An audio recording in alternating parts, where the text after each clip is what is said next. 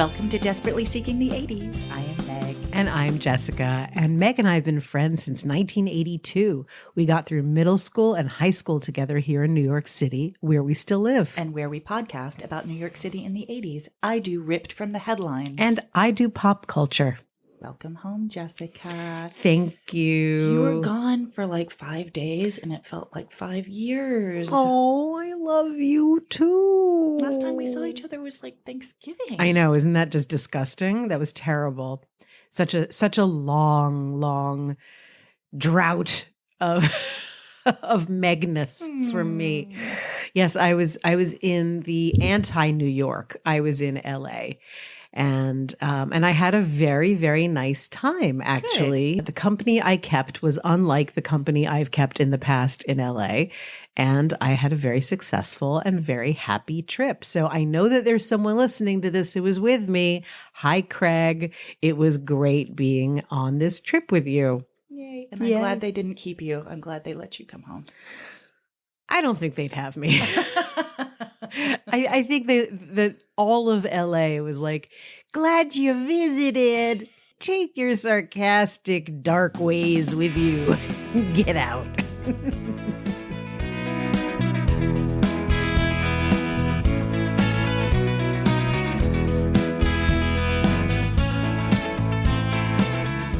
Jessica, do you remember when we were in Glee Club and we performed at Alice Tully Hall? Mm-hmm. Of course I do. Of course, yes. Who else was on the program that year when we sang there? Do you remember? It was Jonathan Strasser and his inter-school or intercollegiate symphony or something like that. How should people know Jonathan Strasser? Fame. Interesting. Yeah. I want to live forever. Jonathan Strasser played the orchestra. He was the conductor of the school orchestra in Fame. And in the very famous final scene with the graduation and that amazing production that the kids put on, he was the conductor. Right. And I remember it was a really big deal that we were on the same program as his chorus. Right. Although I don't know if it was a big deal because we were told. We were told it was a very really big deal. Yes. I think we knew who he was, but we weren't all like fangirls of Jonathan Strasser. No, that's fair. No, but we were told it was a big deal and that we should be so honored. Many times. Be on the same stage. Possibly by him. But yes. Yes, we were. Okay. My story today. The sources are Alan Parker's diary entries. The Guardian, and the New York Times. Was Jonathan Strasser a bad boy? No. Oh, no. Okay. On November 25th, 2022, last week, Irene Cara died in her Florida home at the age of 63. Yes. The cause of her death has not been released as of now, although the autopsy was completed on Thursday. So I will update as soon as we hear word, because that's rather young to die. Yes, it is. But yeah, her family, somebody knows, the coroner knows, but no one has released her cause of death. Interesting. Very upsetting. Yes, the amount of activity that I saw on Facebook, where I'm a watcher and not a participant, I'm a Facebook stalker, was massive in our age group. People because were really, of Irene Cara. Yeah, because Irene Cara. That's what I'm saying. Well, she was born in the South Bronx and was a triple threat: dancer, singer, actor. Mm-hmm. As soon as she could walk and talk, so she was like a 5-year-old triple threat. Mm-hmm. She went to the Professional Children's School in Manhattan, not to be confused with Manhattan's High School for the Performing Arts, otherwise known as PA. Yes. While the Professional Children's School accommodated the erratic schedules and long work hours of kids who were already in the workforce, PA was a school that actually trained kids to be professional stage performers. So very different. Yes. Its sister school, the High School for Music and Art, was a fine arts school and prepared students to become professional gallery or concert artists. My very dear friend, Kim, who may or may not be listening, went to That school. Music and art. Music and art. And she studied the flute. Okay. PA and the High School for Music and Art merged in 1984 and was renamed Fiorello H. LaGuardia High School and is now located near Lincoln Center. But back in 1980, PA was on 46th Street between 6th and 7th Avenues, sandwiched between Times Square and the Minnesota Strip. Eek! And PA is what Alan Parker, the British director of Bugsy Malone and Midnight Express. My name is Tallulah. I live till I die. Is there a song from Midnight Express? No, that's from Bugsy Malone. Is there a song from Midnight Express? Which is, if people don't know, about Turkish prisons. Yes. No, I mean, I'm in dark. a Turkish prison and I'm gonna die. That song. So PA is what Alan Parker decided to make his new movie about. The original idea for Fame came from producer David De Silva after he saw Chorus Line. He envisioned a prequel. What was it like when these dancers were kids, when they still believed in the dream? Fame was initially titled Hot Lunch.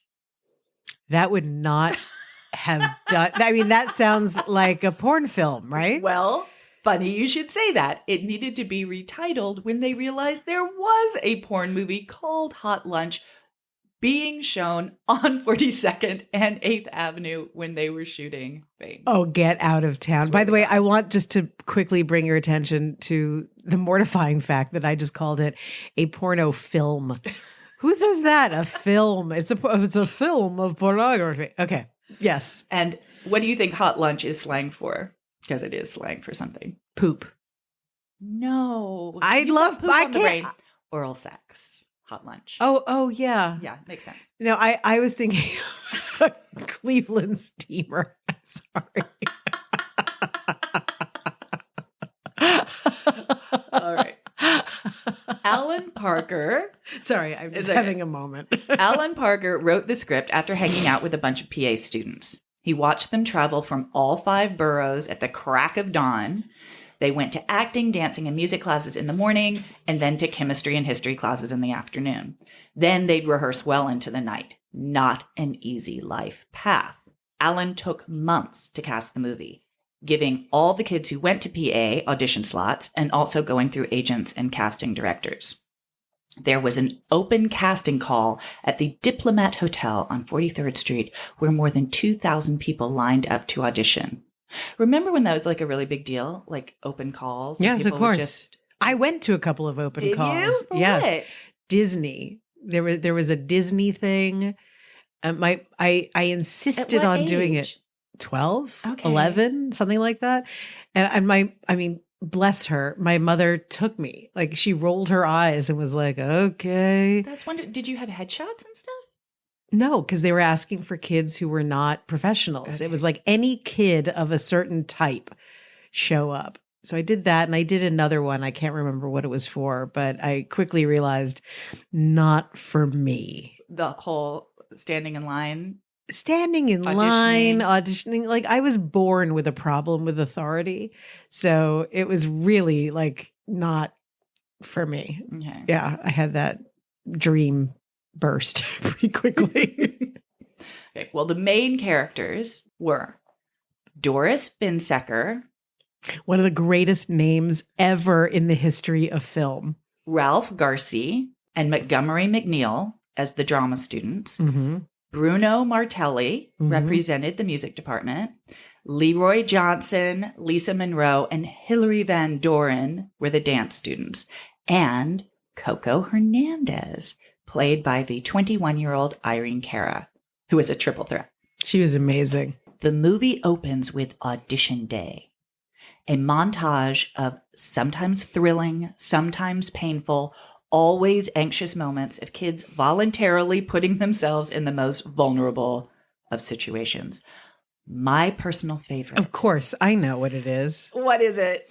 It's that Leroy goes to help the girl, and she's like, yes. I didn't want to go to this school anyway. And he's like, whatever. Okay. So Shirley Mulholland is the name of that character. And she's auditioning for the dance department. And she brings Leroy Jean Anthony Ray as her partner. And they gyrate. My man like nobody can. Don't try to take him away. That was the song. Yes. Which is called Red Light. Red Light. Okay. Yes. Shirley is a hot mess. But Leroy is just divine. Friggin' hot. And he gets a call back while Shirley is told she's done. Do you remember the best line in that audition? Yes, I do. From Debbie Allen. Oh, wait, no. What did she say? So there's a panel of 3 dance teachers looking at the kids. And one of them is very classical ballerina looking white woman. And then there's Debbie Allen next to her, and they're watching this really lascivious move that Leroy is doing because he's not touching his junk. Yeah. And she goes, "What do you call that?" And Debbie Allen goes, "Wicked." Okay. So yes, everyone's like, well, obviously he has to stay. Fun fact, 2 of the people on that panel in that scene were actual dance teachers at PA.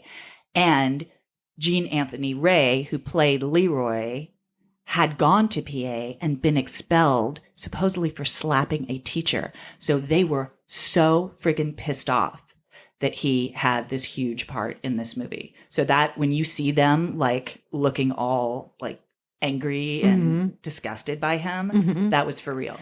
I love that. That's such a good little tidbit. Okay, now because it's such a beautiful monologue, I'm going to do my version of Shirley Mulholland's monologue when she realizes that Leroy got a call back and she did not. It is actually one of the most heartbreaking moments in the entire movie. Heartbreaking. She's sobbing. In the stairwell. Yes. I'm through. I don't have to dance anymore. Where are you going, Leroy? He's in and I'm out, right? Fuck you, Leroy. This is my audition, remember? You're not into high school. We were rehearsing to get me into this school, not you, you fuck. It's not fair. I didn't want to come here anyway. This school sucks. You've done me a favor, shithead. You saved me 4 fucking years from this ass-licking school. You're looking at one happy lady. That was magnificent. Thank you. Yes, it was. But you know what I think is, it's always good to bring this up with these movies. Do you recall what Shirley looked like? Yes. She looked like she was 36. Oh, yeah. See, that's the first thing when you do rewatch Fame. It's like we were so conditioned to think that high schoolers look like 40-year-olds. And yeah. It was What's just that about? Beyond peculiar. Like all those movies. Yep. Like Grease. They actually were 40 They years. were. They were in there. Weren't they in like 30? Yeah, it was completely insane. But it's kind of brilliant because it sets up the whole film so that you understand what the stakes are. Mm-hmm. But yeah, no, she didn't look like an up and coming 9th grader. She didn't look like a 9th grader. Not a single one of them looked like a 9th grader. Okay, and then there's Sheila's audition where she plays O.J. Simpson in the elevator in the Towering Inferno. It is one of the funniest things ever committed to film. It is friggin' brilliant. I would have cast her in a heartbeat. I'm still waiting. For whatever. I'm still waiting for the elevator. I'm still here. Yep, waiting. And Isaac Mizrahi, who was a PA student at the time, auditions with Touchstone's monologue in full jester garb. Touchstone from As You Like It. Sorry, I didn't remember. Duh. Yeah, thanks. Thank you. Yes, and that's a memorable thing. I never knew that was Isaac Mizrahi. Yeah. Cuckoo. And of course, we see the moving and impressive auditions of the core cast members. Doris. Memories. That's her brother Harvey on the piano. You're great. I love it. When's the last time you saw this movie? Well, it doesn't matter the last time. I think I've seen it a total of 9,000 times. Yeah. It's a movie I can watch endlessly and have. So she performs Memories as a monologue, ultimately, and it's heartbreaking. The actress was cast, and they didn't know she couldn't sing. And so they were like, well, now we have to do your audition thing. And they were like, oh my God, you can't sing. She's like, sorry, no one asked if I could sing or not. And so that was something that they figured out on She's the not fly. for singing. She's for the drama department. So they sort of improvised that scene. Yes. Go Alan Parker and friends.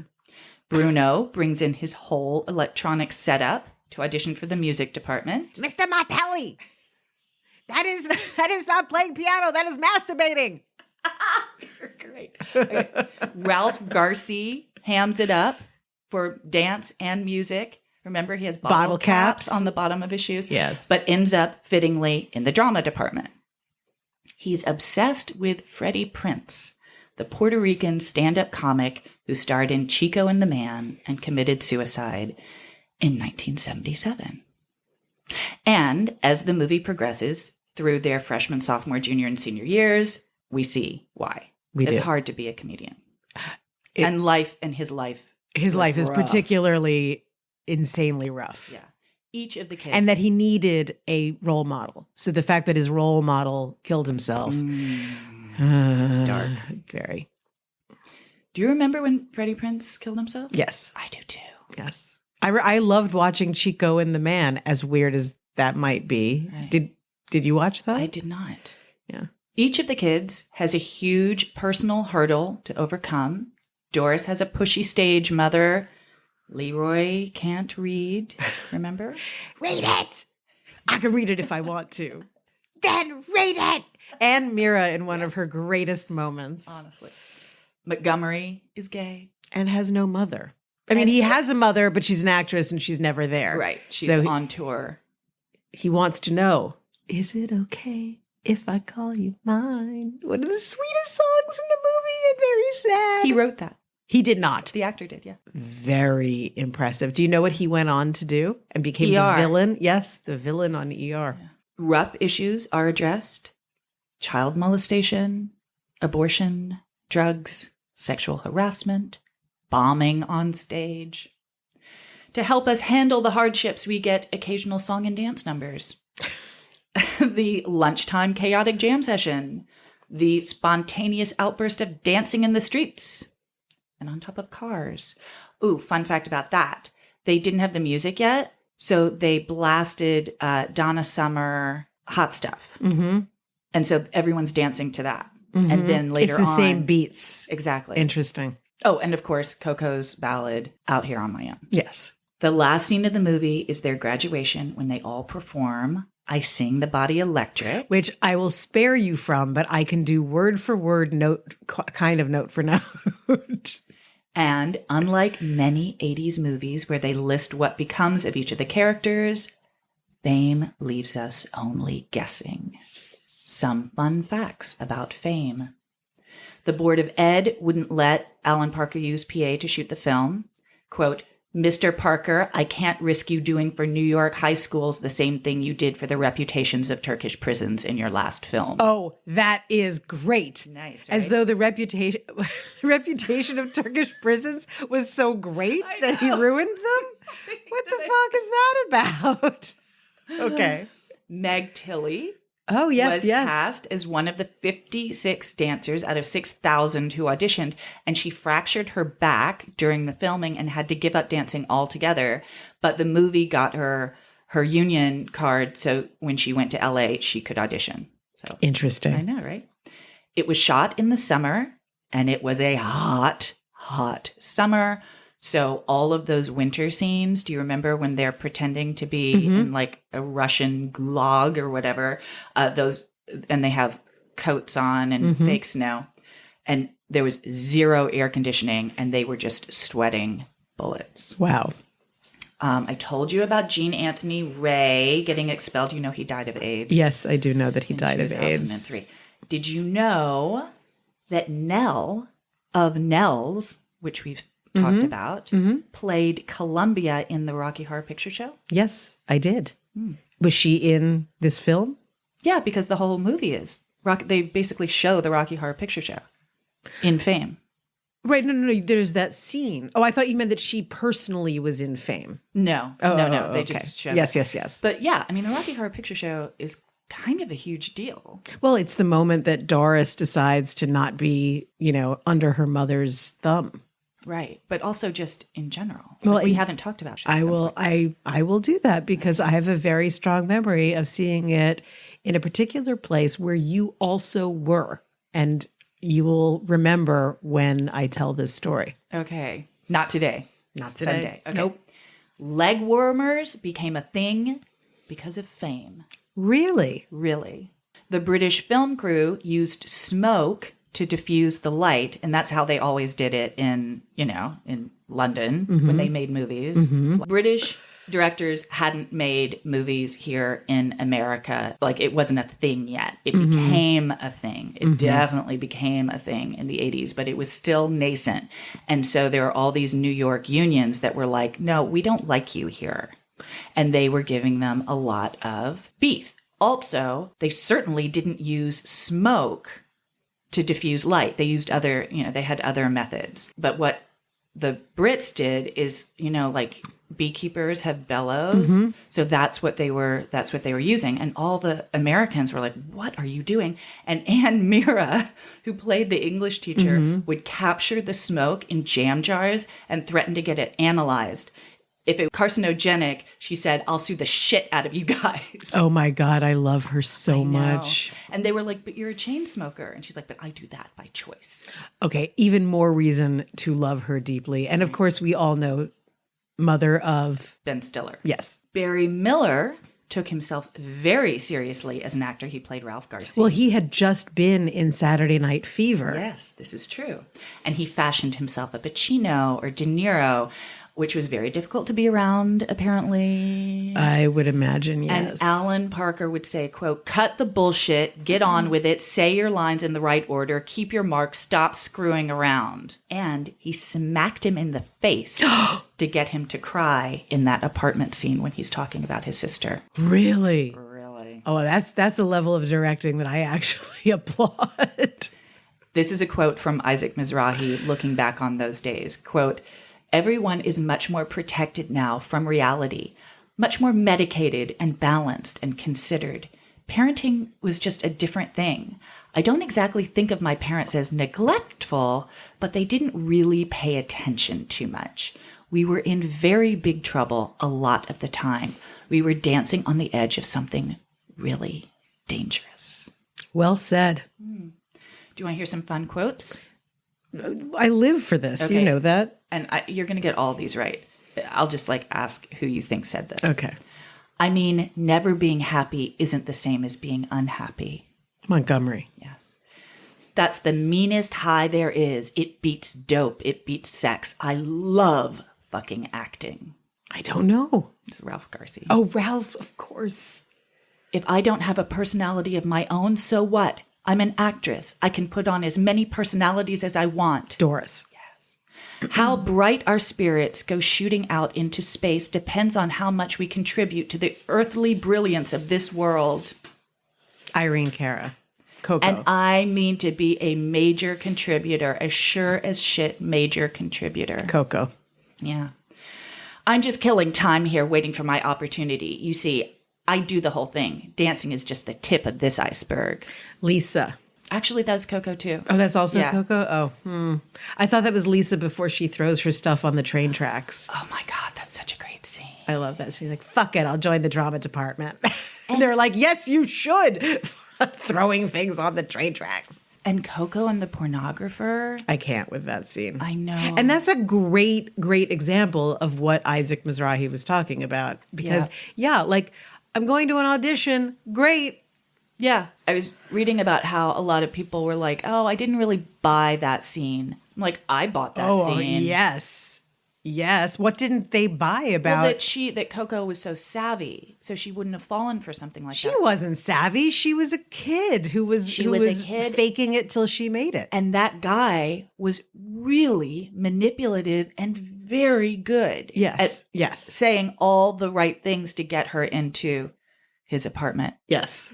Heartbreaking. In conclusion, this is a quote from Barry Miller, somewhat recently. I wish to have no further shelf life in the public sphere. I wish quite sincerely to be forgotten. Isn't that an interesting thing to say, considering what the movie was about? Well, considering that he did a ton of movies and was extremely well regarded. Yeah, he's not into that anymore. Maybe he had a bad experience.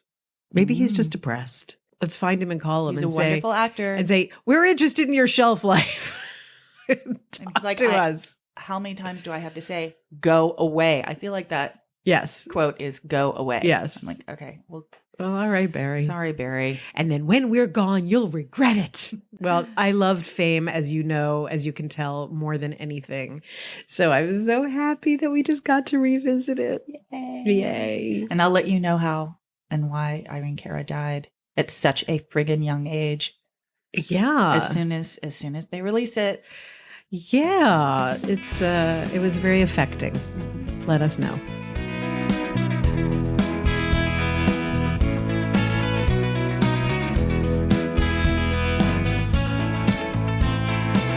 Okay, Meg. Yes.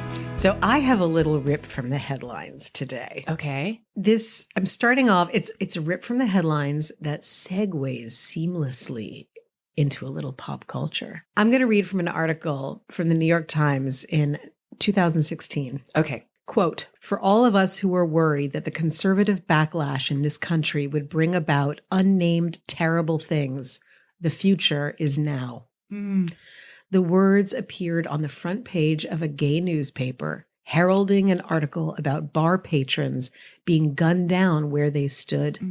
They were not written this week, but 36 years ago, describing a spasm of violence that fewer and fewer people now recall. They were written by the reporter Andy Hum as he told readers of the New York City News on November 28, 1980, what most of them already knew, that a former transit police officer had rampaged through Greenwich Village, killing 2 men and wounding 6. What? The West Street Massacre. I had no idea. Shortly before 11 p.m. on Wednesday, November 19th, a 38-year-old former transit police officer named Ronald K. Crumpley opened fire outside a deli at Washington and Charles Streets, cutting down Richard Huff, 30, and Renee Matute, 23. The gunman then made his way to West Street between 10th Street and Christopher, a block front shared by the Ramrod, a popular leather bar, Sneakers, a gay dive. He aimed his Uzi at a group of men standing in line outside the Ramrod bar and squeezed the trigger. Oh my God. Edward M. Allwood wrote in Straight News, Gay, Lesbians, and the News Media. Blood spattered against the wall and door as bullets ripped into one man's shoulder and another man's arm, Mr. Allwood wrote. In barely the time it takes to light a cigarette, 40 rounds tore into the crowd. As bullets sprayed the front window of the bar, panic swept the crowd inside. Customers dropped to the floor. Several crawled to a stairway at the back of the building in a desperate attempt to survive. Vernon Croning, 32, an organist at nearby St. Joseph's Roman Catholic Church, was killed instantly. Oh. George Wentz, a 24-year-old Dutch immigrant working as a doorman at the Ramrod, died at St. Vincent's Hospital after an hours-long struggle by doctors to save his life. Mr. Crumpley made it plain to the police. St. Vincent's was just right there. Right there. A couple blocks away. Yep. Mr. Crumpley made it plain to the police that he would have been satisfied with a higher toll. Oh, my God. Quote, I'll kill them all, the gays. They ruin everything, he was reported to have said. What? Yes. He was always outside. He sprayed into the bar. Okay. Breaking through the window. I see. The bullets just sprayed in. Inside. Okay. And, but he was and always the outside. bar was Right. packed enough that he Oh was my able to God. make direct hits, but he was hoping for more. The reason I'm bringing this up is because it happened in 1980 at the end of the year. But the year began with the release of a film that was very controversial, both for straight people and gay people. And it wound up being a box office flop, but was really a sign of the times. In February of 1980, the movie Cruising was released. I know that movie. Tell me what you know. Well, in college, I directed a play that dealt with AIDS and just the scene in New York leading up to the 80s. A gay man who was a grad student at the time, suggested that I watch Cruising. And so I did. And what were your thoughts? Whoa, I had no idea. So it was very, it is revealing of, I don't know, what do you call it? Like a scene. Yeah. Well, what was very interesting about the movie, first off, so the movie is about a police officer who is asked to go undercover by his superior. I don't know if it was a detective or a sergeant or whatever, because there is someone killing gay men in the bar scene. Mm-hmm. And he fits the physical profile of the guys who are being murdered. So Al Pacino. Right. Al Pacino, who had been making his name as, a very masculine, very fight ready type of guy, and the frickin' Godfather, decided to make this entirely like left turn at Albuquerque. Uh-huh.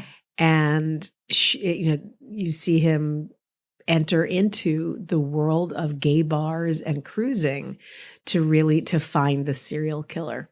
In the film, the character makes friends with gay men and forms bonds and really gets very invested in making sure that, the killer is identified. And in a lot of ways, it's just a regular, serial killer cop movie. But the fact that it took place in a very detail-oriented production. That it is R-rated. There is a lot of sex. There's a lot of memory. Yes, a lot of sex and taking place in the village and on the piers. And putting good old Al Pacino right in it. And they have him in leather gear. Mm-hmm. And he's like he's a full, people may not remember that back when this was made and in the 70s, the image, the muscle leather guy was a very real thing. And it was one of the ways that you could identify who was in the gay community. And guys in the West Village would just walk around with leather peaked caps and leather jackets and leather pants and, leather harness in the summertime. And, what later became almost like a joke, a stereotype, was for real. Yeah. And I remember in the mid 90s, I was in the Village and I saw two leather guys walking together. And it was like, oh my God, it's a sighting of a rare bird. Like these were guys who had survived the AIDS crisis, right. And, were still self-identifying in this way. So it was a very big deal. But what it was reflecting was that, gay bashing, which is a term that, if I recall, really started becoming a thing in the 90s, in the early 90s, because there was a rash of guys coming in from New Jersey and Long Island and cruising the Village with baseball bats. And they would remember that. Beat these guys until they were either dead or near dead. That was actually part of a long tradition of physical harassment of gay men in New York City being sanctioned by the police. And everyone looks the other way, not sanctioned, but looking the other way and not being aggressively protected when it was so clearly a community that was under siege. Right. And so the fact that this film was made was really, really a statement that at the time, straight people were dismissing it. And, like, what on earth is Al Pacino doing? Like, who even wants to watch this? And the gay community was really concerned because they didn't want to be portrayed as serial killers because it would only add. The killer? Was the killer gay in the movie? Yes. and I can't say that it was, I think William Friedkin wrote it and may have also directed it. Not the greatest film that ever was. And it doesn't age well. And it really comes off as extremely corny, but it caused a stir, for a lot of good reasons. And just the idea that a straight man would play gay, especially a star of that magnitude, was unthinkable. It was like career suicide. It was almost as bad as actually coming out as gay. Do you know what his next movie was? That's a really good question. Let's take a quick look-see. I have a weird feeling that movie Author might have come after it. Let's see. I was right. Oh my God. 1982 comedy romance Author. And he plays a single dad of a playwright of a bunch of kids. Also, by the way, living in the West Village, but not gay. Wow. That was a weird, from the back, the recesses of my brain recall. What was very disturbing for a lot of people in the gay community was that when Crumpley, I can't help but what a name, opened fire at the end of that year, there was no comment made about the film and the potential influence it could have had or didn't have, but what it reflected. There was no mention of it in the press at all, which I thought was very interesting. About Crumpley? Well, he was sent to, he was not guilty by reason of insanity. What? No, not guilty, but insane. Did it clearly, but sorry, I shouldn't have said not guilty. Guilty, but insane, and lived and died in a psychiatric hospital and never got out. I wonder if he was actually insane, though. Maybe he was just angry and had a gun. Who knows? Right? That's a whole world of research that maybe someone who's listening can go down that rabbit hole. And I have me no about idea. Uzis. Do you know what how is that different from It was a machine gun? AR-15? What's the difference? It's an earlier version. Right. I just know that Uzis You never hear about Uzis anymore. No, you don't. Were they Russian made? I don't know. I don't know about it.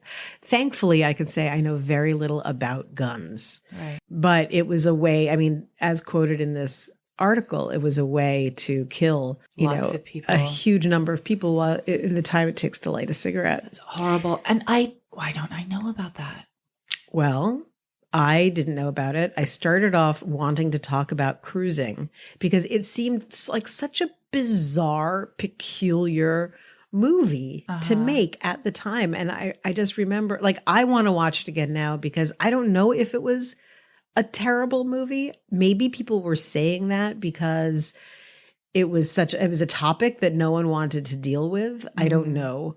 I've seen a few scenes and Al Pacino just looks really corny, but who knows? I think I need to go back and see it. Yeah. It touched a lot of nerves and really missed out, I think, on being examined as a reflection of the time, both, I think that it was a sincere attempt to talk about the police department's treatment of gay people, because in the film, the police beat up a gay suspect. Oh, no. Terribly. And they wind up being rebuked, and dealt with. And, they were going to pull Al Pacino off the streets, but then they put him back because it's deemed worthy to find the killer of all of these gay men. You know what I mean? So it seems like maybe it was because of the times, a very mixed message, who knows how to, back then, how they would have sensitively treated this, because, they were still portraying these leather bars as freak shows. Right. There was an element of get a load of this. Mm-hmm. Totally. No pun intended. Cut that.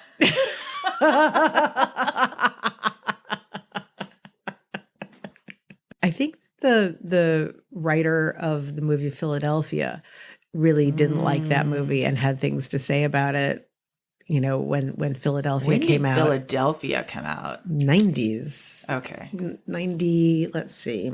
December 23rd, 1993 was when it opened in theaters. 1993. And so that's 13 years later. Right. And it was a big deal. The next time really that a major star played a gay man, and in a movie of that, with that budget, you know, and that release, the size of that release. Stop. What is wrong with you? It just came out. Oh. Make it stop. I can't. You know, it was, and Philadelphia was it was almost to the other extreme of being so saccharine sympathetic that, you know, everyone who was gay was literally an angel, which wound up, you know, being a critique later on. But, you know, it's very easy to judge, you know, from decades later. I guess my point is these were really important movies, and they had very different receptions. And, you know, no matter how good or bad they were, or, you know, as I see it, how silly Al Pacino looked in his leather gear. Because, you know, he's like 3 feet tall. So it was like, you know, remember that show Alf? Yes. With the puppet. It was like putting Alf in leather gear and letting him waddle around. Anyway, I for me at least, it's worth watching again. Yeah, and, I think we have to. Yes, we can drag your son into watching it, who doesn't want to watch any more 70s or 80s movies. It's true. Well, I think he's just taking a bit of a break because we watched Taxi Driver, and Taxi Driver has a happy ending. Oh, that's what I was going. A happy ending. Which is nobody remembers. Nobody remembers the ending of that movie. I know. When you told me, I was just like, what the I know, hell? It's true. Actually, the ending of Cruising is possibly what also added to people being really up in arms about it. Because in the last scene, and I read this, so, you know, I'm admitting I read this. And now, of course, I really want to see it. Karen Allen plays his girlfriend, and obviously she's not comfortable with the whole, you know, throughout the whole movie. And after the case is closed and they find the murderer and all of that, you see him at home shaving off his beard that he had for the, you know, his undercover look. And he's shedding his gayness. Oh my God. And then there's something that happens where she's like, you know, I'm glad you're back. And then he just like looks right in the camera.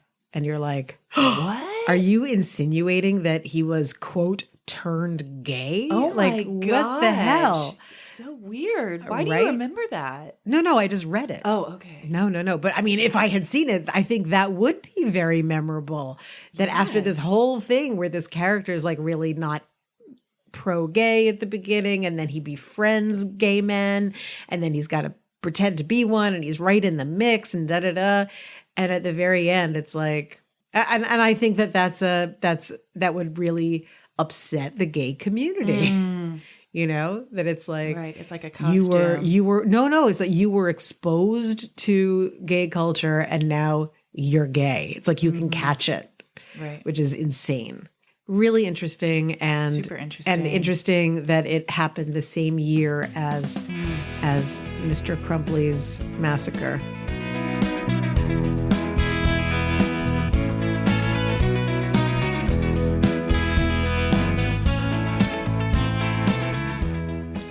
Well, we have such an easy tie-in. It's crazy. The movies. Both of them are 1980 movies. They both came out in 1980. You and I are so connected, so even when we're not, weird. When we're at opposite ends of this great land of ours. We telepathically. Did you watch any movies on the plane back? No. That's like the best thing about being on a plane. Well, let me tell you a few things about JetBlue. Okay.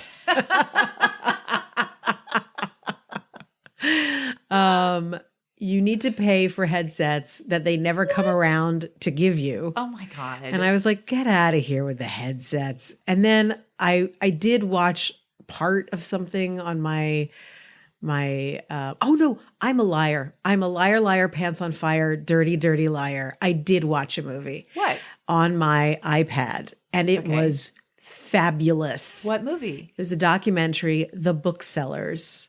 and it's about book collecting and, paper ephemera collecting. Cool. And the people who are the purveyors of antiquarian books and what drives them and what that what that culture is.